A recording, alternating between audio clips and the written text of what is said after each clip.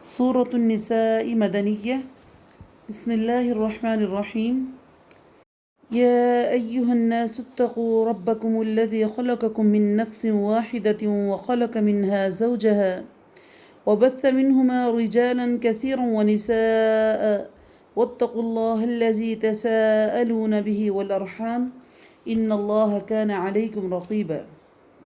نساء کے معنی عورتیں ہیں۔ اس صورت میں عورتوں کے بہت سے اہم مسائل کا ذکر ہے، اس لیے اسے صورت نساء کہا گیا ہے۔ اللہ رب العزت فرما رہے ہیں، اے لوگو اپنے پروردگار سے ڈرو جس نے تمہیں ایک جان سے پیدا کیا اور اسی سے اس کی بیوی کو پیدا کر کے ان دونوں میں سے بہت سے مرد اور عورتیں پھیلا دیں۔ اس اللہ سے ڈرو جس کے نام پر ایک دوسرے سے مانگتے ہو اور رشتے ناطے توڑنے سے بھی بچو، بے شک اللہ تعالیٰ تم پر نگہبان ہے۔ ایک جان سے مراد ابو البشر یعنی حضرت آدم علیہ السلام ہیں، اور انہی میں سے اللہ رب العزت نے ان کی بیوی حضرت حوا کو پیدا کیا، اور حضرت حوا سے اللہ رب العزت نے بہت سارے لوگوں کو، مرد اور عورت دونوں کو پیدا کیا۔ ابن عباس فرماتے ہیں کہ حضرت حوا جو ہیں حضرت آدم علیہ السلام کی بائیں پسلی سے پیدا ہوئیں، اور اسی لیے رسول اللہ صلی اللہ علیہ وسلم کی ایک حدیث ہے کہ عورت پسلی سے پیدا کی گئی ہے، اور پسلی میں سب سے ٹیڑھا حصہ اس کا بالائی حصہ ہوتا ہے۔ اگر تو اسے سیدھا کرنا چاہے گا تو توڑ بیٹھے گا، کیونکہ اگر تو اسے فائدہ حاصل کرنا چاہتا ہے تو اس کے ٹیڑھے پن سے ہی فائدہ اٹھاؤ، ورنہ تم اس کو توڑ بیٹھو گے۔ وَآتُوا الْيَتَامَى أَمْوَالَهُمْ وَلَا تَتَبَدَّلُوا الْخَبِيثَ بِالطَّيِّبِ وَلَا تَأْكُلُوا أَمْوَالَهُمْ إِلَىٰ أَمْوَالِكُمْ إِنَّهُ كَانَ حُوبًا كَبِيرًا وَإِنْ خِفْتُمْ أَلَّا تُقْسِطُوا فِي الْيَتَامَى فَانكِحُوا مَا طَابَ لَكُم مِّنَ النِّسَاءِ مَثْنَىٰ وَثُلَاثَ وَرُبَاعَ فَإِنْ خِفْتُمْ أَلَّا تَعْدِلُوا فَوَاحِدَةً أَوْ مَا مَلَكَتْ أَيْمَانُكُمْ ذَلِكَ أَدْنَىٰ أَلَّا تَعُولُوا وَآتُوا النِّسَاءَ صَدُقَاتِهِنَّ نِحْلَةً فَإِنْ طِبْنَ لَكُمْ عَنْ شَيْءٍ مِّنْهُ نَفْسًا فَكُلُوهُ هَنِيًّا مَرِيًّا وَلَا تُؤْتُوا السُّفَهَاءَ أَمْوَالَكُمُ الَّتِي جَعَلَ اللَّهُ لَكُمْ قِيَامًا وَارْزُقُوهُمْ فِيهَا وَاكْسُوهُمْ وَقُولُوا لَهُمْ قَوْلًا مَّعْرُوفًا وَابْتَلُوا الْيَتَامَى حَتَّىٰ إِذَا بَلَغُوا النِّكَاحَ فَإِذَا آنَسْتُم مِّنْهُمْ رُشْدًا فَادْفَعُوا إِلَيْهِمْ أَمْوَالَهُمْ وَلَا تَأْكُلُوهَا إِسْرَافًا وَبِدَارًا أَن يَكْبَرُوا وَمَنْ كَانَ غَنِيًّا فَلْيَسْتَعْفِفْ وَمَنْ كَانَ فَقِيرًا فَلْيَأْكُلْ بِالْمَعْرُوفِ فَإِذَا دَفَعْتُمْ إِلَيْهِمْ أَمْوَالَهُمْ فَأَشْهِدُوا عَلَيْهِمْ وَكَفَىٰ بِاللَّهِ حَسِيبًا۔ اور یتیموں کو ان کے مال دے دو، اور پاک اور حلال چیز کے بدلے ناپاک اور حرام چیز نہ لو، اور اپنے مالوں کے ساتھ ان کے مال ملا کر نہ کھا جاؤ، بے شک یہ بہت بڑا گناہ ہے۔ وَإِنْ خِفْتُمْ أَلَّا تُقْسِطُوا، اور اگر تمہیں ڈر ہو کہ یتیم لڑکیوں سے نکاح کر کے تم انصاف نہیں رکھ سکو گے تو عورتوں میں سے جو بھی تمہیں اچھی لگے تم ان سے نکاح کر لو، دو دو، تین تین، چار چار سے، لیکن اگر تمہیں برابری نہ کر سکنے کا خوف ہو تو ایک ہی کافی ہے، یا تمہاری ملکیت کی لونڈی، یہ زیادہ قریب ہے کہ ایک طرف جھک جانے سے بچ جاؤ۔ اللہ رب العزت نے یتیم کے بارے میں یہاں پر کچھ وصیت کی ہے کہ یتیم جب بالغ ہو جائیں تو ان کا مال ان کے سپرد کر دو۔ یہ نہیں کہ گھٹیا چیز ان کو دے دو اور اچھی چیز خود رکھ لو، بلکہ ان کے مال کی جو ان کا حق ہے وہ ان کو پورا پورا ادا کرو۔ پھر اللہ رب العزت اگلی آیت میں فرماتے ہیں کہ اگر تمہیں ڈر ہو کہ یتیم لڑکیوں سے نکاح کر کے تم انصاف نہیں رکھ سکو گے۔ اس کی تفسیر میں حضرت عائشہ رضی اللہ تعالیٰ عنہ سے روایت ہے کہ صاحب حیثیت اور صاحب جمال یتیم لڑکی کسی کے زیر پرورش ہوتی تو اس کے مال اور اس کے حسن کی وجہ سے اسے شادی تو کر لیتا، لیکن اس کو دوسری عورتوں کی طرح پورا حق مہر نہ دیتا۔ اللہ تعالیٰ نے اس ظلم سے روکا اور کہا کہ اگر تمہارے گھر یتیم کی بچی ہے اور تم اس کے ساتھ انصاف نہیں کر سکتے تو مجھ سے نکاح مت کرو۔ تمہارے لیے دوسری عورتوں کا نکاح کا راستہ کھلا ہے، بلکہ ایک کے بجائے 2 کرو، 3 کرو، حتیٰ کہ 4 سے بھی تم نکاح کر سکتے ہو، بشرطے کہ ان کے ساتھ پورا انصاف کے تقاضے پورے کر سکو، ورنہ ایک ہی نکاح کرو یا اس کے بجائے لونڈی پر گزارا کرو۔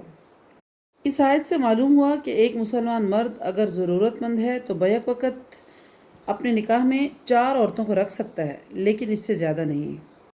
نبی اکرم صلی اللہ علیہ وسلم نے جو 4 سے زیادہ شادیاں کی وہ آپ صلی اللہ علیہ وسلم کے خصائص میں سے ہیں، جس پر کسی امتی کے لیے عمل کرنا جائز نہیں ہے۔ وَآتُوا النِّسَاءَ صَدُقَاتِهِنَّ نِحْلَةً، اور عورتوں کو ان کے مہر راضی خوشی دے دو، ہاں اگر وہ خود اپنی خوشی سے کچھ مہر چھوڑ دیں تو اسے شوق سے خوش ہو کر کھا لو۔ بے عقل لوگوں کو اپنا مال نہ دے دو، جس مال کو اللہ تعالیٰ نے تمہارے گزران کے قائم رکھنے کے لیے ذریعہ بنایا ہے، ہاں تم انہیں اس مال سے کھلاؤ، پلاؤ، پہناؤ، اڑاؤ اور انہیں معقولیت کے ساتھ نرم بات کہو۔ وَابْتَلُوا الْيَتَامَى حَتَّى إِذَا بَلَغُوا النِّكَاحَ، یتیموں کو ان کے بالغ ہو جانے تک سدھارتے رہو اور آزماتے رہو، پھر اگر تم ان میں ہوشیاری، حسن تدبیر، سمجھداری پاؤ تو ان کا مال ان کے ہاتھ میں دے دو، اور ان کے بڑے ہو جانے کے ڈر سے ان کے مالوں کو جلدی جلدی فضول خرچیوں میں تباہ نہ کرو۔ مالداروں کو چاہیے کہ ان کے مال سے بچتے رہیں، ہاں مسکین ہو تو دستور کے مطابق واجبی طور پر کھا لے، پھر جب انہیں ان کے مال کو سونپو تو گواہ بنا لو، دراصل حساب لینے والا اللہ تعالیٰ ہی کافی ہے۔ یعنی کہ اگر یتیم کا مال آپ کے پاس پڑا ہوا ہے، اور یتیم ظاہر ہے وہ چھوٹی عمر کا بچہ ہے یا بچی ہے، تو اب تم اس وجہ سے اس کا مال نہ کھاؤ کہ جب یہ بڑے ہو جائیں گے تو ان کا مال ان کو دینا پڑے گا، بلکہ اس کا خیال رکھو، اس کو کسی کاروبار میں لگاؤ، اس میں سے کوئی اس کو فائدہ ہو وہ اس کو پہنچاؤ، بلکہ ایسا کام کرو جو اس کے مال کو بڑھانے کا سبب بنے۔ اگر تم میں سے کوئی غریب ہے، مسکین ہے اور اس کے پاس اتنا رزق نہیں ہے تو وہ یتیم کے مال کے اوپر سے کچھ اجرت کے طور پر لے سکتا ہے، لیکن اس کے مال کو کھانا نہیں چاہیے۔ اور جس وقت یتیم بچے بڑے ہو جائیں اور تم دیکھو کہ وہ سمجھدار بھی ہو گئے ہیں، اس وقت ان کا مال ان کو لوٹا دو اور اس کے اوپر گواہ بھی بنا لو، بے شک اللہ تعالیٰ حساب لینے والا ہے۔ للرجال نصیب مما ترک الوالدان والاقربون وللنساء نصیب مما ترک الوالدان والاقربون مما قل منه او کثر نصیبا مفروضا۔ ماں باپ اور قریبی رشتہ داروں کے ترکہ میں سے مردوں کا حصہ بھی ہے اور عورتوں کا بھی ہے۔ جو مال ماں باپ اور رشتہ دار چھوڑ کر مر جائیں، چاہے وہ مال کم ہو یا زیادہ ہو، اس میں سے حصہ مقرر کیا ہوا ہے۔ اور اللہ اگلی آیت میں کہہ رہے ہیں وَإِذَا حَضُرَ الْقِسْمَةَ، اور جب تقسیم کے وقت قرابت دار یتیم اور مسکین آ جائیں تو تم اس میں سے تھوڑا سا انہیں بھی دے دو اور ان سے نرمی سے بولو، اور چاہیے کہ وہ اس سے بات سے ڈریں کہ اگر وہ خود اپنے پیچھے چھوٹے چھوٹے بچے چھوڑ جاتے جن کے ضائع ہو جانے کا اندیشہ رہتا تو ان کی چاہت کیا ہوتی۔ پس اللہ سے ڈرو اور اچھی بات اور سیدھی بات کیا کرو۔ ان الذين يأكلون اموال اليتامى ظلما انما يأكلون في بطونهم نارا وسيصلون سعيرا، جو لوگ ناحق ظلم سے یتیموں کا مال کھا جاتے ہیں وہ اپنے پیٹ میں آگ ہی بھر رہے ہیں اور عنقریب وہ دوزخ میں جائیں گے۔ یوصیکم اللہ فی اولادکم، اللہ تعالیٰ تمہیں تمہاری اولاد کے بارے میں حکم کرتا ہے کہ ایک لڑکے کا حصہ 2 لڑکیوں کے برابر ہے، اور اگر صرف لڑکیاں ہی ہوں اور 2 سے زیادہ ہوں تو انہیں مال کا متروکہ کا 2/3 ملے گا، اور اگر ایک ہی لڑکی ہو تو اس کے لیے سارے مال سے آدھا ہے، اور میت کے ماں باپ میں سے ہر ایک کے لیے اس کے چھوڑے ہوئے مال کا 6واں حصہ ہے۔ یہ اس صورت میں ہے کہ اگر میت کی اولاد ہو، لیکن اگر اولاد نہ ہو اور ماں باپ وارث ہوتے ہوں تو ان کی ماں کے لیے 3واں حصہ ہے، ہاں اگر میت کے کئی بھائی ہوں تو پھر ان کی ماں کا 6واں حصہ ہے۔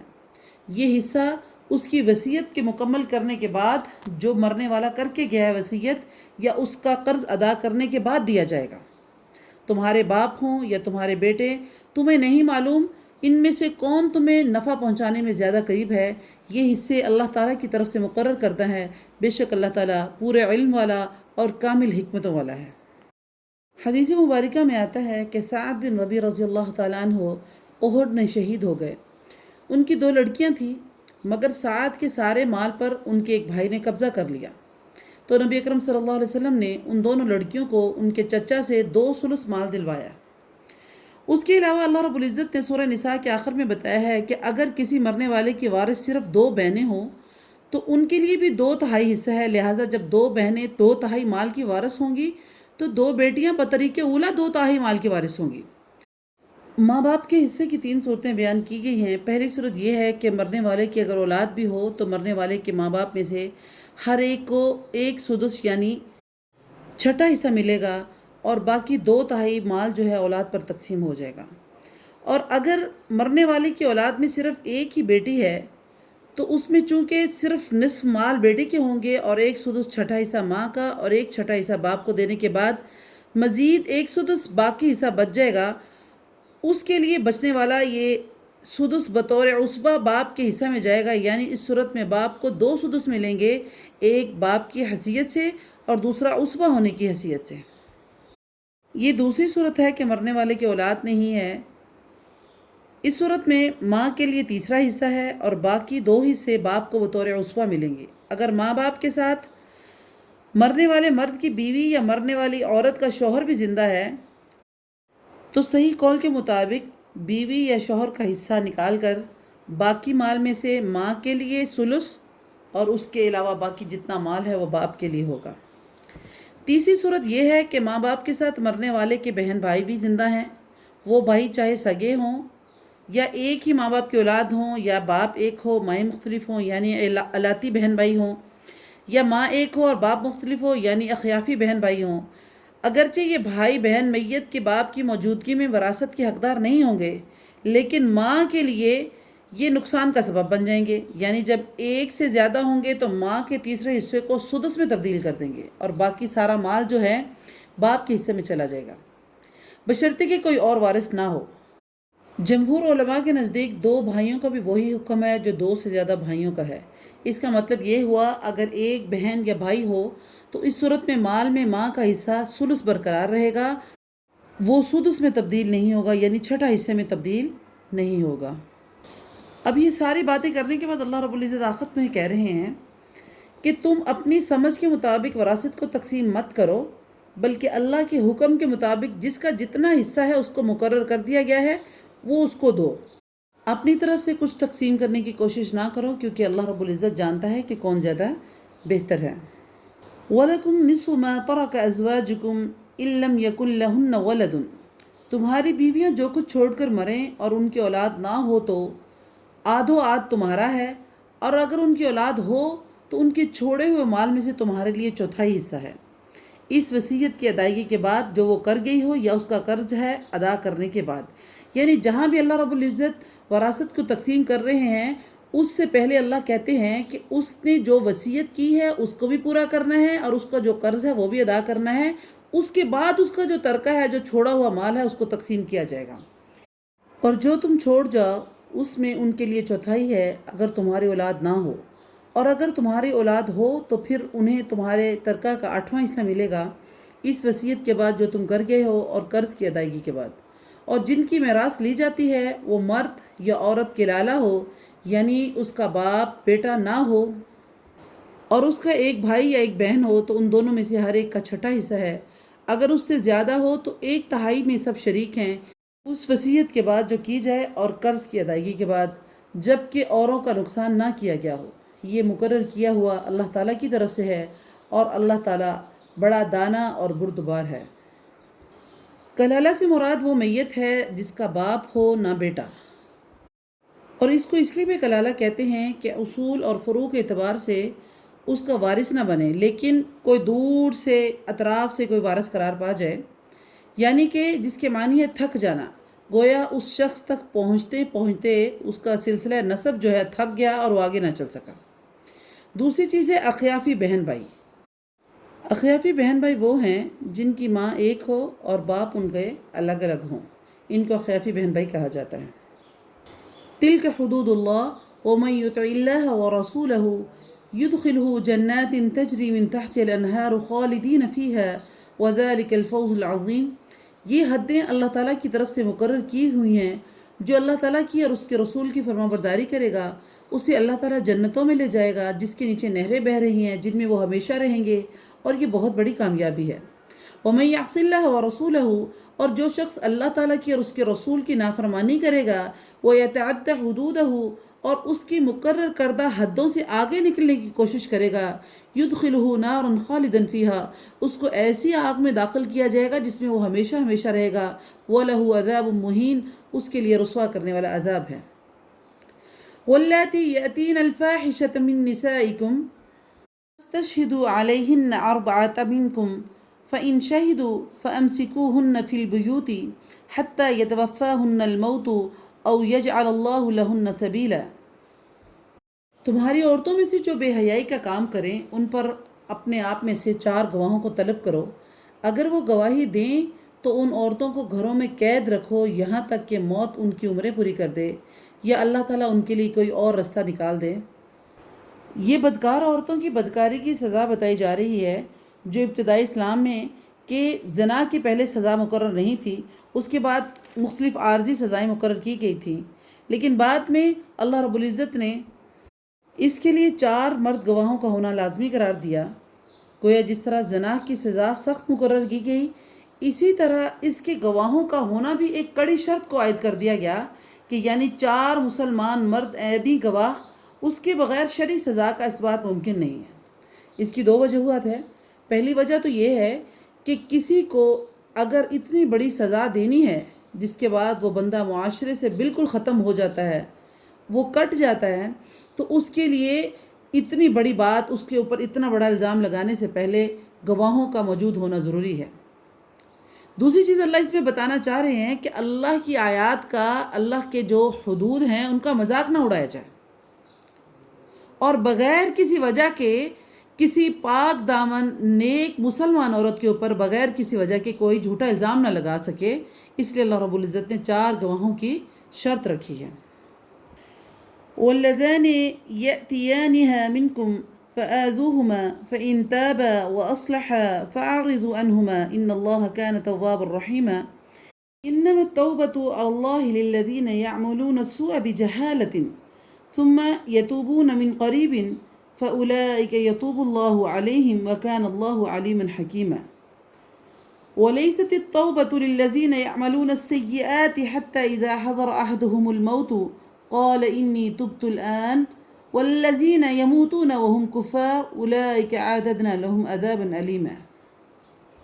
تم میں سے جو 2 افراد ایسا کام کر لیں انہیں اعزاد ہو، اگر وہ توبہ اور اصلاح کر لیں تو ان سے منہ پھیر لو، بے شک اللہ تعالیٰ توبہ قبول کرنے والا اور رحم کرنے والا ہے۔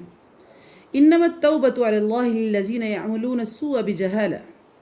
اللہ تعالیٰ نے صرف انہی لوگوں کے لیے توبہ قبول فرماتا ہے جو نادانی میں کوئی برائی کر گزریں، پھر جلدی سے باز آ جائیں اور توبہ کریں تو اللہ تعالیٰ بھی ان کی توبہ کو قبول کرتا ہے۔ اللہ تعالیٰ بڑے علم والا اور حکمت والا ہے۔ وَلَيْسَتِ التَّوْبَةُ لِلَّذِينَ يَعْمَلُونَ السَّيِّئَاتِ، ان کی توبہ نہیں جو برائی پر برائی کرتے جائیں، یہاں تک کہ جب ان میں سے کسی ایک کو موت آ جائے تو تب وہ کہے کہ انی تبت الآن، کہ میں اب توبہ کرتا ہوں، اور ان کی توبہ بھی قبول نہیں جو کفر پر ہی مر جائیں۔ یہی لوگ ہیں جن کے لیے دردناک عذاب تیار کر رکھا ہے۔ یا ایھا الذین آمنوا لا یحل لکم ان ترثوا النساء کرہا، اے ایمان والو تمہارے لیے حلال نہیں ہے کہ زبردستی عورتوں کے وارث بن جاؤ، انہیں اس لیے روک نہ رکھو کہ جو تم نے انہیں دے رکھا ہے ان میں سے کچھ لے لو۔ ہاں یہ اور بات ہے کہ وہ کوئی کھلی برائی اور بے حیائی کریں، ان کے ساتھ اچھے طریقے سے رہو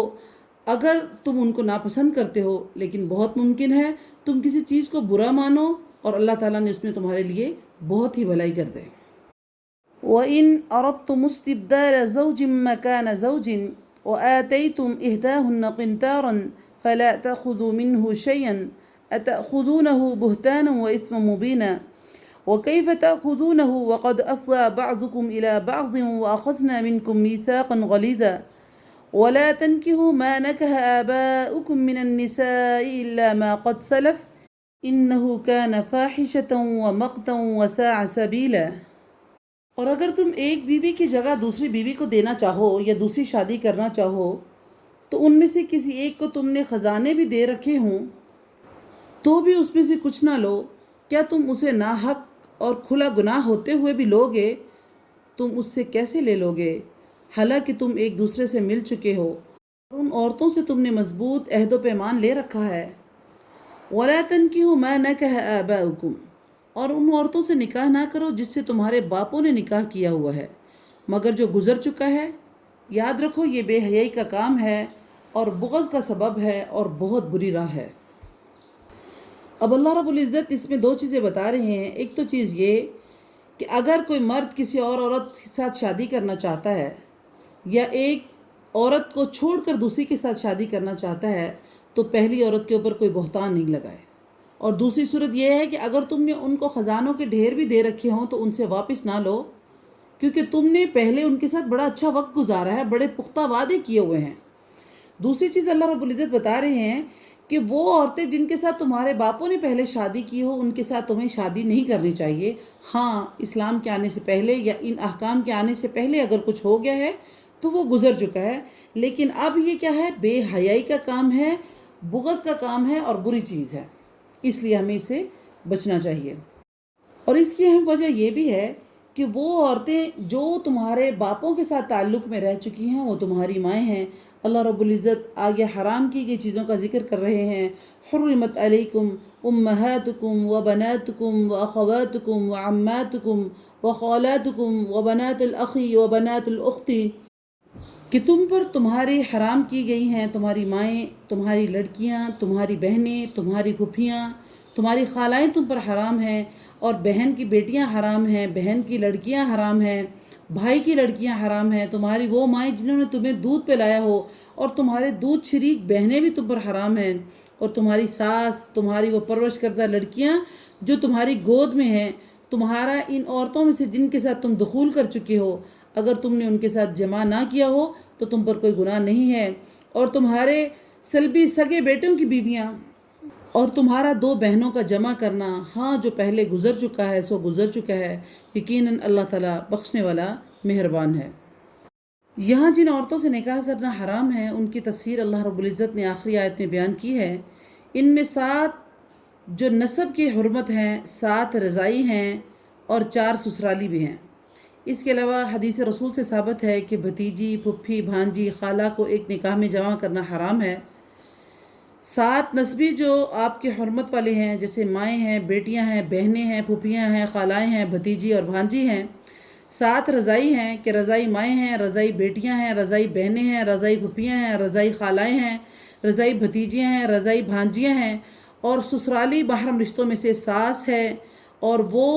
مدخولہ بیوی کے پہلے خامن سے لڑکیاں، بہو اور 2 سگی بہنوں کا جمع کرنا بھی حرام ہے۔ ان کے علاوہ باپ کی منکوحہ اور حدیث کے مطابق بیوی جب تک عقد نکاح میں ہے اس کی پھپھی، اس کی خالہ، اس کی بھتیجی، اس کی بھانجی سے بھی نکاح کرنا حرام ہے۔ اور جو نسبی محرم رشتے ہیں ان میں ماؤں میں سے مائیں ہیں، نانیاں ہیں، ان کی دادیاں ہیں، باپ کی مائیں ہیں، دادیاں پردادیاں جو ہیں، بنات بیٹیوں میں ہیں، پوتیاں، نواسیاں، اور پوتیوں اور نواسیوں کی بیٹیاں شامل ہیں۔ حتیٰ کہ ائمہ کرام وہ بیٹی جو تمہاری زنا کے ساتھ وہ بیٹی پیدا ہوئی ہو اس کے بارے میں بھی کہتے ہیں کہ وہ بھی بیٹی میں شامل اس کو کرتے ہیں اور اس سے نکاح کو حرام سمجھتے ہیں۔ وہ علیحدہ بات ہے کہ وہ بنت شرعی نہیں ہے لیکن ہے وہ بیٹی ہی۔ یہاں اللہ رب العزت نے سارے محرم رشتوں کو بتا دیا ہے کہ کن کے ساتھ تمہارا تعلق کن صورتوں کے ساتھ جائز ہے اور کن کے ساتھ جائز نہیں ہے۔ اللہ تعالیٰ سے دعا ہے کہ اللہ تعالیٰ ہمیں قرآن کو سمجھنے کی توفیق عطا فرمائے، اس کو ہمارے لیے ذریعہ نجات بنا دے۔ اقول قولی ھذا استغفر اللہ لی ولکم ولسائر المسلمین وما علی الا البلاغ المبین۔ السلام علیکم ورحمۃ اللہ وبرکاتہ۔